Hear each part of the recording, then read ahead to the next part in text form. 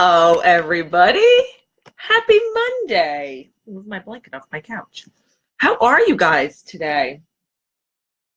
How about that game last night, right? I mean, come on. Odell Beckham, Eli Manning, they were so good, weren't they? If you're hopping on, let me know you're here so I can say hello. It's Monday. It is February 5th. I have not been around. I was not live at all last week because I've been doing some really fun stuff with regard to our children and putting some programming together for them. So there's that. So last night we watched the big game, and it was fun. It was a good game. Well-deserved win by the Eagles, although today I am seeing that there is rioting happening in Philly, so that's kind of making me sad. The Philadelphia fans do not have the best track record or reputation for being fun-loving. They like to be a little crazy and break things, and that's not nice, children, so play nice. You guys are going to probably have a nice little parade in a couple of days. Don't break things. Okay, so what are we talking about? I decided to make February Communicating with Kids Month because I'm seeing a lot of stuff out there in the news and on some mommy blogs and in all the places that I hang out in online and offline that are, it's not, well, yes, some of it's alarming and some of it is questioning and some of it is sad, and it makes me think about things. So I have been asked, so, you know, I don't know if you guys know this, but I have been asked to do a presentation at a high school in Massachusetts, in southern Massachusetts, not that far from our house in Connecticut. So I'm doing that in March, the beginning of March, and I'm speaking to 400 high schoolers. And I'm super excited about it because I think that these kids need to hear a message that doesn't revolve around academics solely. Now, I know how important it is to, you know, go to school and be educated and all those things and be book smart, but I think that we are stepping away from putting the emphasis on, hello, Aunt April, how are you? From putting the emphasis on having children with well-rounded lives. So I don't know if you saw, I did a blog post and I posted it on the Today Show website today. Something I wrote about a story I saw yesterday in the news. Patrick Turner was 16 years old and he lives in Newport Beach, California, and he took his life last week, which, first of all, is terrible and makes me want to cry every time I think about it. But he wrote notes to his family and to his friends and to his teachers. And I think it was his parents who released the notes to the media or to whomever for consumption, because his notes, I read, because they're posted on blogs all over the interwebs yesterday, didn't blame his parents for his choice.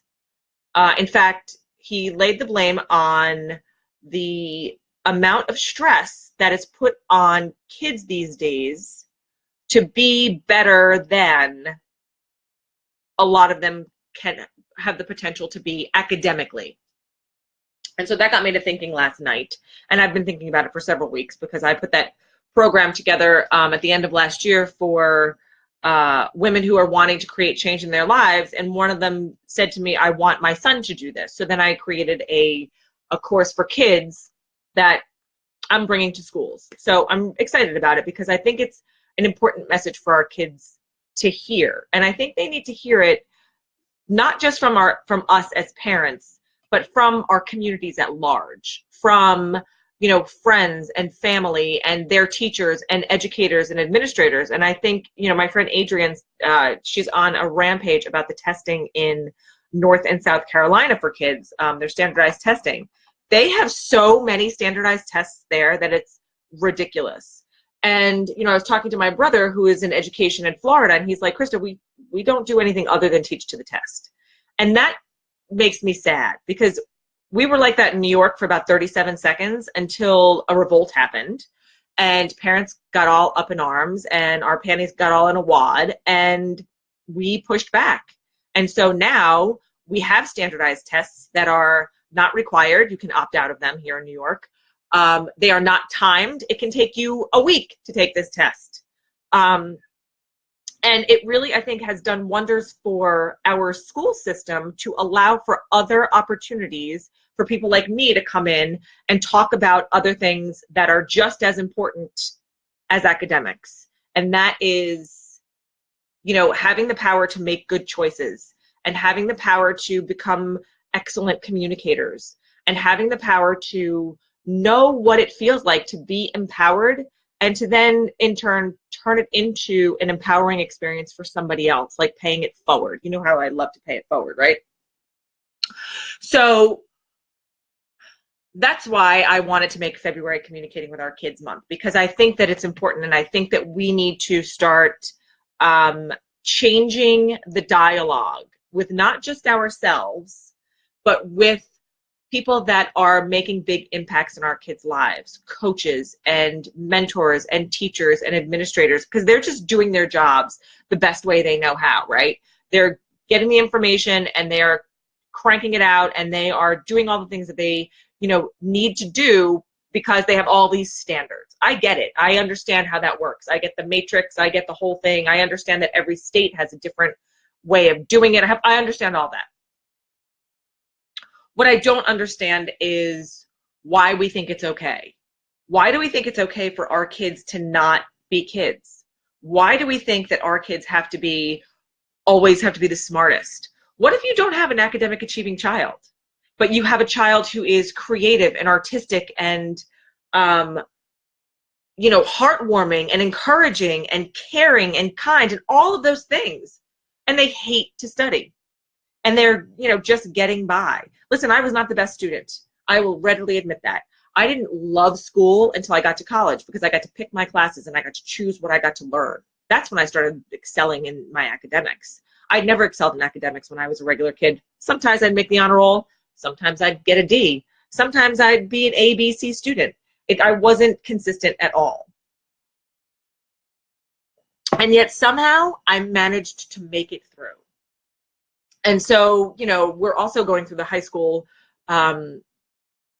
search, and I did a course on that. I did a quick 3 videos on how to survive the high school applications and specialized testing process. You can get that. You can look it up. It's on my, it's actually on my business page.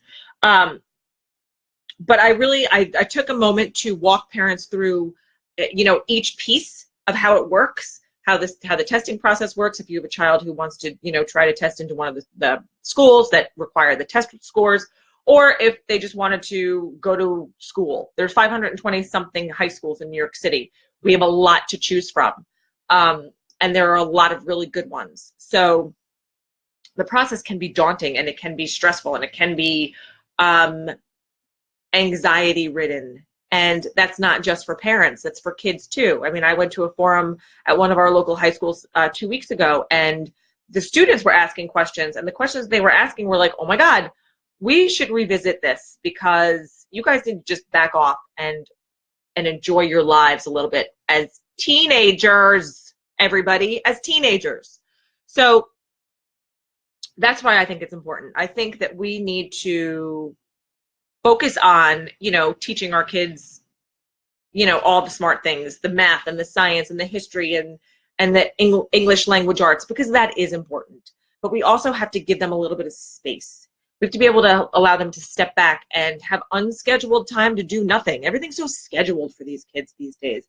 And that's why I love that we made the choice to, you know, have a place outside of the city, because when we go to Connecticut, my kids, they do whatever they want whenever they want. There's nothing scheduled other than, hey, we're going to go here, or we're going to go to the lake, or we're going to go. It's always a fun activity that we're scheduled. They're not so closed into having back-to-back things to do. I feel like it's really stressful for our kids, and we are not doing them a service by keeping them so packed back-to-back. We have to let them learn for themselves, and we have to let them explore and be independent and create and do things on their own. So that's why it is Communicating with Our Kids Month. So tomorrow we're going to talk about, how to have open lines of communication with our kids. And I'm going through this with my tween right now. He's 12 and just a joy to communicate with. We've been playing a little bit of tug on the rope lately. And I'm going to tell you the story about how we're getting through it, because we are getting through it and we're doing just fine. And, I have a lot of friends who are in the same boat. We all have, 11, 12, 13-year-old kids that are, going through the things. They're changing. Their bodies are changing. Their minds are changing. They're hormonal. They're emotional. They look different. They don't know how to deal with it. And I remember being a 12-year-old kid and not knowing, and thinking I knew it all, or I didn't want to go to my parents because they don't know. But, I try to tell my kids all the time, I actually do know. I had to be 12 before I had to be 40. So our conversations in our house have been very interesting lately. So I wanted to bring you guys up to speed on those. So today, February is Communicating with Kids Month. Check out some of the programs that I have going on. whyamiyelling.com. They're under the courses tab, because they're worthwhile if you are a New York City parent, and if you are just a parent in general and you want to learn more about, look at Erin. Hi, Erin Strauss. I love you. I can't wait to see you this weekend. I know you are unstructured on the weekend because we're usually unstructured at each other's houses, and that makes me happy. So that's my story.